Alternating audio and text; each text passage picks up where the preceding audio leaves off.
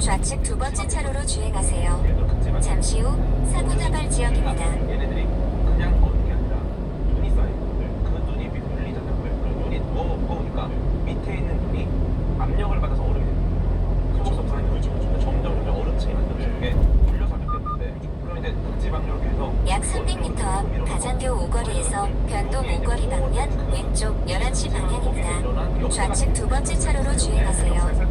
얼마나 깊이 내려가냐에 따라서 잠시 후 왼쪽 11시 방향입니다. 이 방법을 사실 그거에서 굉장히 많이 썼잖아요. 거리를 타면 지형은 계속 바뀌어요. 그러니까 이집트 같은 경우도 나일강이 지금 흐르는 그 위치에서 계속 흐르지 않아요. 계속 왔다 갔다 거리거든요. 대표적으로 한강만 해도 많이 그렇죠. 예. 그래서 사실 근데 이 나일강이 흐르는 이 지형의 공간적 정황을 파악하는 게 중요해요. 왜냐면 공간적인 정황을 알아야지 뭔가 얘기할 수가 있어요. 주변 상황이 거기에 맞춰거든요. 그래서 그거를 뭐 지금 갈 수 있는 방법은 지금 말씀하신 그 방법을 사용을 해요.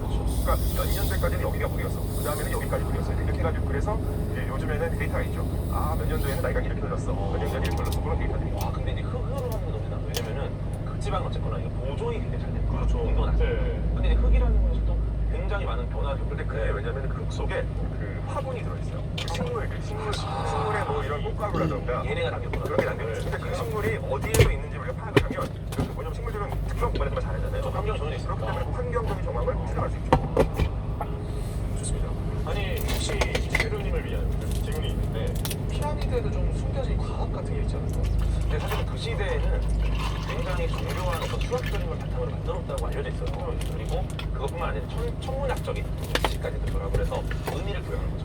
천체의 위치와 지금 이 무덤의 위치와 수학적인 계산 이런 것들을 근데 이제 됐다는 대단한 거죠. 아, 전체 위치까지 이해해서. 그러니까 왜냐면 이게 그러니까 이거를 저는 사실은 과학이라고 말하지는 않아요. 왜냐면은 이 과학이라는 그 어떤 특유의 사유치에는 근대적인 걸 저도 생각을 하거든요. 그러니까 이제 이집트를 이제 과학자들, 현대 학자들이 이제 과학적으로 분석을 하는 거지. 고대 이집트인들이 갖고 있었던 지식 체계를 고대 이집트 과학이다라고 말하기 좀 조심스러워요. 뭐라고 해야 되나? 그냥 뭐 저는 이제 저는 이제 지식이나 혹은 그냥 조금 이제 순화해서 뭐 과학 기술 정도로 그런 계속 얘기를 하는데, 그러니까 엄청나게 고대 이집트인들은 지식 체계가 되게 발달이 있었죠. 그러니까 굉장히 오랜 기간 동안 지속된 문명이고 그렇다 보니까 경험들이 축적이 되고 또 이 경험이라는 것이 천체 관측 같은 경우 굉장히 오랫동안 관측한 데이터가 축적이 돼 있으니까 그게 이제 어떤 패턴을 알고 있는 거죠. 그래서 그 패턴을 사용하는 경우들이 굉장히 많았습니다. 이렇게 볼 수 있을 것 같아요. 그러니까 우리가 가장 효율적인 상태를 고민하잖아요. 네. 과학은 그걸 미리 이론적으로 제시합니다. 그렇게 설계를 해서 만들면 이게 가장 에너지적으로 효율적인 상태가 돼요. 그렇죠. 근데 이제 굉장히 역사가 긴 일이 아니겠습니까?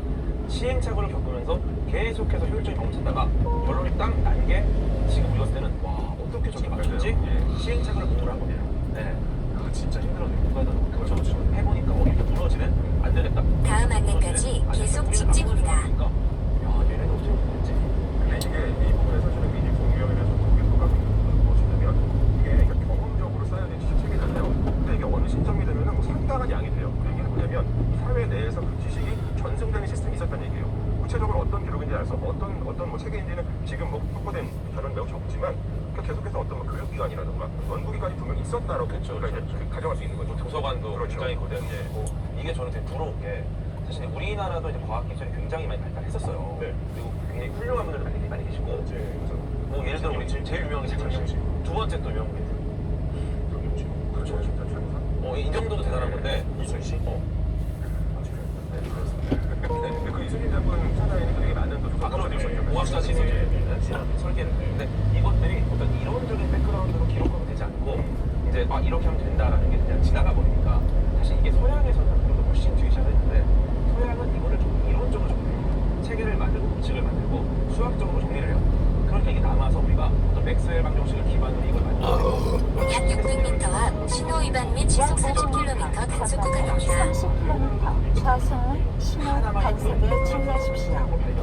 근데 우리나라 보는 게 500m 앞 30km 신호 위반 과속 단속 구간이오다야 맹심 없어. 우리나라 조선에서 그것도 나올 수 있는데 좀 아쉬운 점이죠. 근데 이제 이거 해야죠.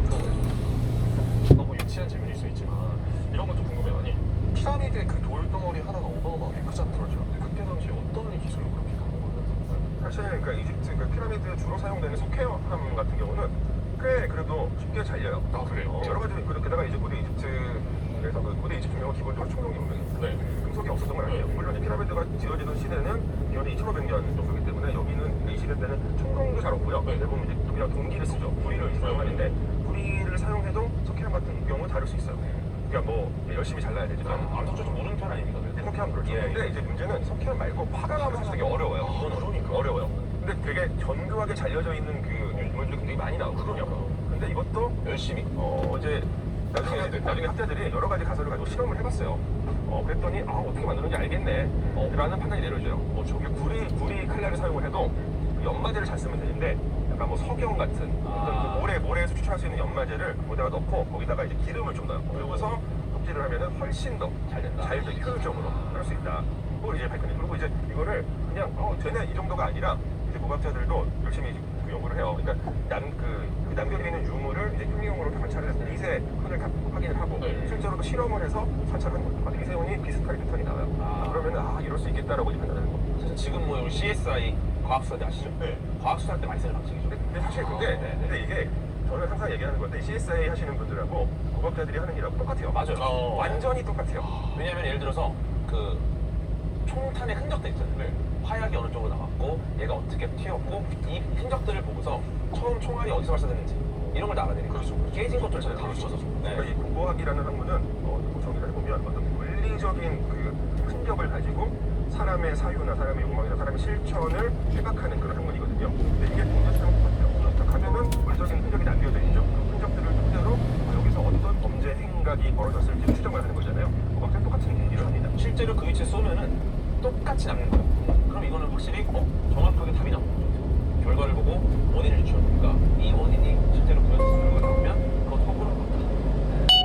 그래서 사실 그 수사에 참여하시는 여러 전문가들 잠시 후 과속문 신호 단속에 주의하십시오. 제가 정리를 좀 이제 하겠습니다. 이제 택시 헛설 식당 30km 신호 위반 과속 단속 구간이 오다. 정말 뭐 사후세계 평생 살 거기 때문에 사후세계 새로운 세계 사후 세계에 들어가면 시간이 무한으로 늘어나는데 그게 사실은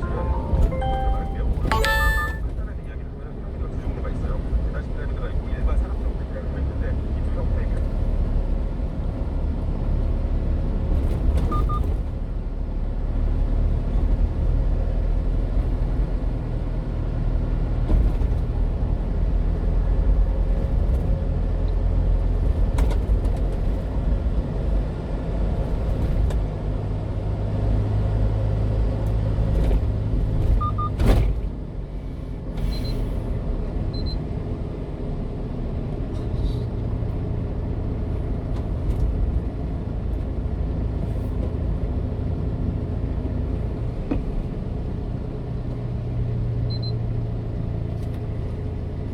경로 안내를 시작합니다. 약 300m 앞 안골 내거리에서 시청 방면 우회전입니다.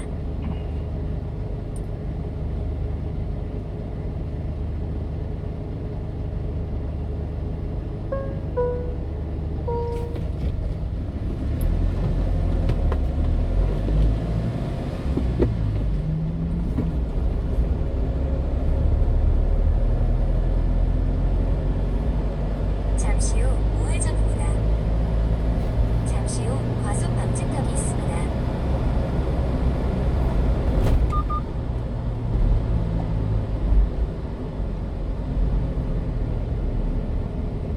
여보세요?